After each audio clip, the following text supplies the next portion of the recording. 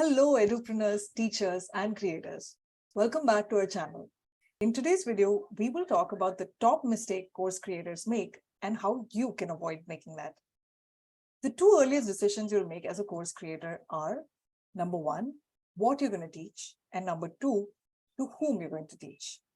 Not spending enough time testing and iterating on this key decision is one of the most common mistakes course creators make. Well, to avoid the same fate, let's borrow a celebrated concept called product market fit from the world of tech startups. In simple words, what it says is that you should only make something that enough people want and are willing to pay for. The corollary of the above concept is, no matter what size of audience you have, no matter how many dollars you throw at the product, if a product does not solve a real pain point or is not a source of joy to a group of people that's large enough, it's as good as dead from the beginning. An online course can also be thought as a product. If the fundamentals are not thought through, it can suffer the same fate. Now, how can you avoid this? You can avoid this costly mistake by making use of the market course teacher fit methodology, a framework that we have built using the same principles as product market fit.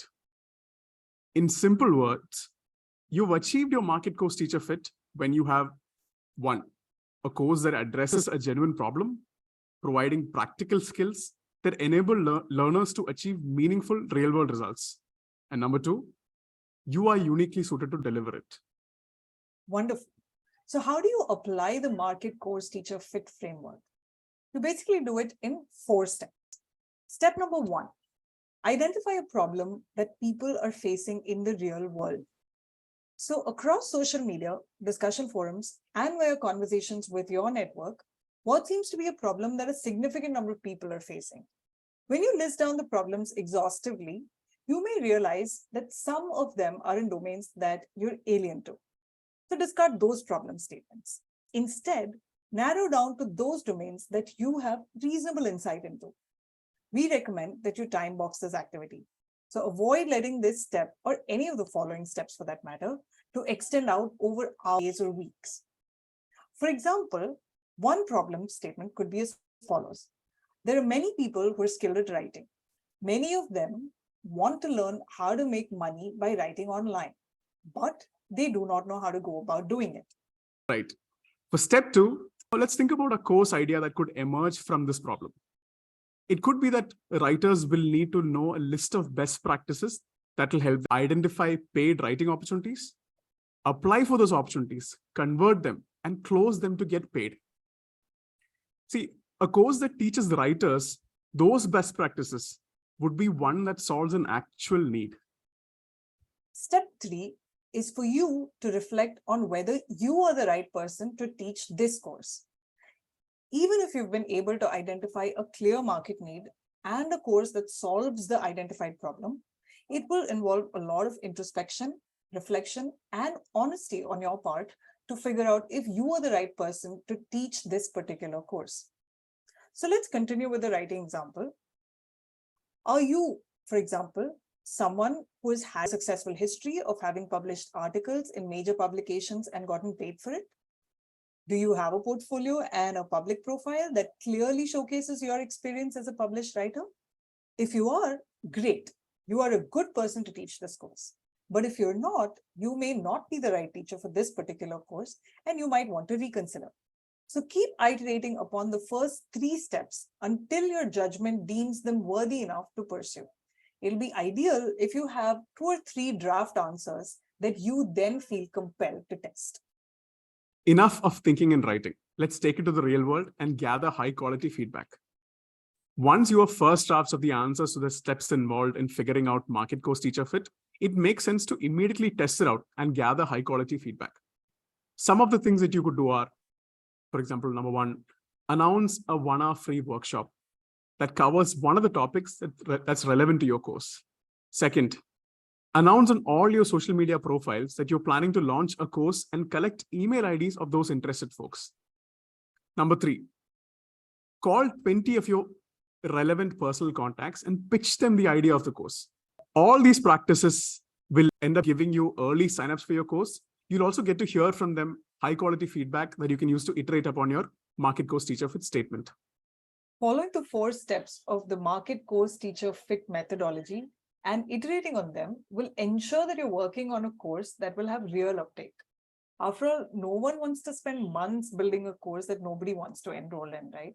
That's both disheartening and very expensive. Furthermore, this exercise will also ensure that you end up playing to your personal strengths and help build your own unique personal brand. However, I must give you a fair warning. Finding your market course teacher fit, especially for your first online course, can be a very confusing and frustrating exercise.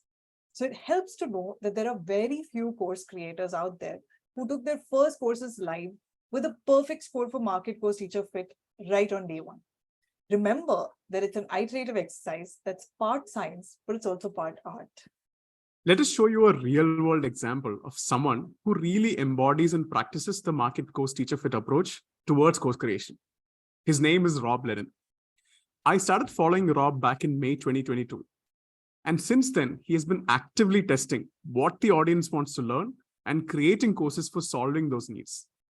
In the last 1 year alone, he has launched 4 different courses, all building on top of each other. You know what? Let's take a look at Rob's journey. It starts off with audience creation, right? Launching his Twitter account in May 2022, Rob's follower count skyrocketed to 2,000 within a week, 10,000 in just 41 days, and over 50,000 in 6 months. It quickly became evident that his rapid Twitter audience growth was what intrigued people the most, which led to launching his first course. Guided by clear market demand and his expertise in the subject matter, Rob created his first course on audience building. But Rob didn't stop there. He kept on iterating. Rob soon realized that consistent content creation was the most challenging aspect of audience building. So recognizing this need, he pivoted his course offerings to address that particular need. So his course positioning changed from audience building to one of consistently creating great content.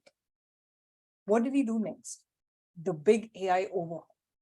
So with the release of AI tools, Rob started incorporating advanced AI tools into his content creation process. When ChatGPT was released to the public, it revolutionized content creation.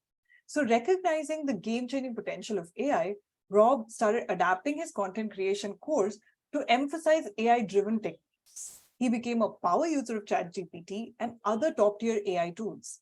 Rob's latest course offering is a testament to his ability to respond to validated market demand at every stage of his journey. So this basically is market course teacher fit in a nutshell.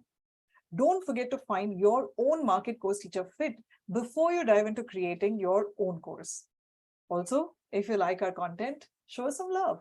Like, share, comment, and subscribe. See you next time.